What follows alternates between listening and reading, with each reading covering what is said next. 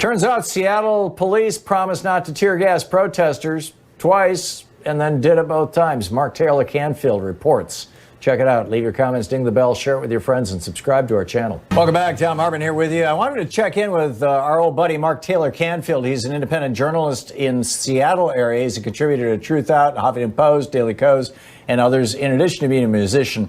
His Twitter handle is MTaylor-Canfield, spelled just the way it sounds. And Mark, welcome back to the program. Give us a snapshot of what's been going on in Seattle over the last few days. It seems like there's been more kind of open conflict between the police and protesters there, particularly in the last couple of days. It seems to have settled down maybe 4 or 5 days ago nationally.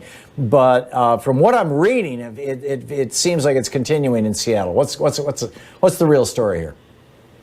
Well, the latest breaking news, Tom, is that the Seattle Police Department have abandoned the East Precinct. So there have been protests all night long there. Councilmember Shama Sawant, who's proposing a ban on the use of tear gas and rubber bullets, gave a speech last night. And so actually it's been quite peaceful. The police department promised, Carmen Best, the chief, promised not to use tear gas on the demonstrators, and then once again, it was used again on Monday night, or on Sunday and Monday night. So the big pushback from the community. Monday night, as in last night. Excuse me. Last night actually was calm because the police chief actually left. They actually abandoned the East Precinct to the protesters. So as of today, the East Precinct is surrounded by protesters, and things have calmed down. It's a response, I guess, to the community's uprising against the police department here, because those complaints of police brutality and militarization of police go way back to the World Trade Organization demonstrations, where Seattle sort of became a model for the militarization of police around the country. And there is such a push. Teresa Mosqueda, the city council member, I've been participated in the last 2 council meetings. She's calling for a 50% defunding of the police department. And so Chief Best's response was they just packed up and left the East Precinct. All the windows are boarded up. It's surrounded by protesters. And hopefully we're not going to see this excessive use of tear gas on the protesters again. But pretty much the entire community and the city council is calling for real transformative change here, Tom. I think just like in Minneapolis, the city council is fed up. They do not believe that the Seattle Police Department can be reformed. It has to be completely changed and transformed, and we have to find a new way of policing in Seattle. And that includes the banning of these military-grade weapons. Tear gas is banned by the Geneva Convention as a chemical weapon. Right. And so in Minneapolis, you've got a city council that has a supermajority, a veto-proof majority. Even if Mayor Fry doesn't like what they do, he's going to have to go along with it. Shama Sawant, the socialist member of the Seattle City Council, has been on this program many, many times.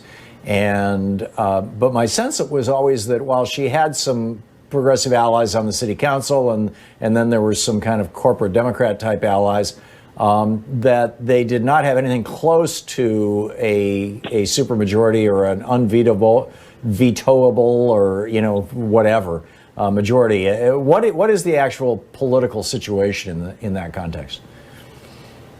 Well, I think they've all everyone on the council has now realized that all the reforms that were called for by people like me and groups like the Committee for Government Accountability, the ACLU, Amnesty International, all these groups to the WTO demonstrations called for reforms of the police because of the mass violations of people's civil rights and police brutality that took place. So I think what the city has finally realized is that nothing was really done to reform the police after that. And now, on Monday, yesterday there was a council briefing and then a full council meeting, and the council voted unanimously on a resolution to demilitarize the Seattle police. I think they have a unanimous majority now, Tom. I think that all of the people who were dragging their feet on the council have now been woke up. They realize what's going on, and they're ready for real transformative change. Because people are just tired of the half measures and the hollow promises. The mayor and the police chief promised to ban tear gas the very same night People got pepper sprayed and tear gassed, including our city council member. And believe me, Tom, I've taken a few hits for the team myself. I've been hit with rubber bullets, flashbang grenades, tear gas, you name it. I've been gassed so many times I can't even remember now. And it's just ridiculous. It also has gone on during May Day protests in Seattle and other protests against Donald Trump and Black Lives Matter protests. It happened during the Occupy Wall Street protests. It's got to stop. The Seattle police have developed a very bad reputation for crowd control measures. They love to use tear gas, and it's got to stop. Can you imagine all of the people? We heard testimony from a man whose 3-month-old child was foaming at the mouth, had to leave Capitol Hill because once they start to use the gas, the entire area of the city is filled with fumes, and you can't escape it even in your own home.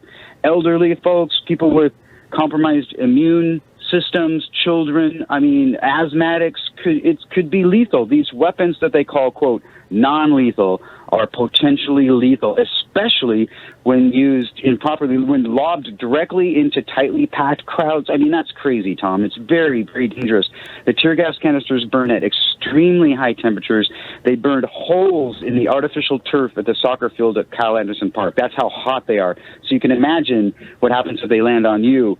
I know the Cairo news reporter was hit with a tear gas canister, an MSNBC news reporter got hit with a flashbang grenade.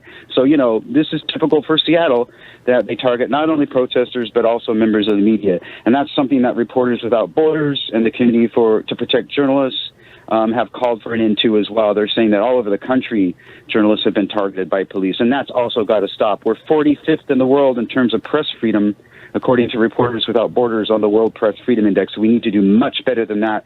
And one way to do that is stop arresting protesters, stop brutalizing the protesters when the police arrest them. I've seen that many times in Seattle where the arrests are very violent. And sometimes they're just, young women or, young people who are not, able to defend themselves. And the way that they treat arrestees is just terrible. So it's all got to stop, Tom. And I think finally we may have turned a corner in Seattle. We may actually see a transformative process coming for the city council, not from the mayor's office and not from the police chief, unfortunately. It's got to come from the people, and it's got to come from the city council directly, direct democracy.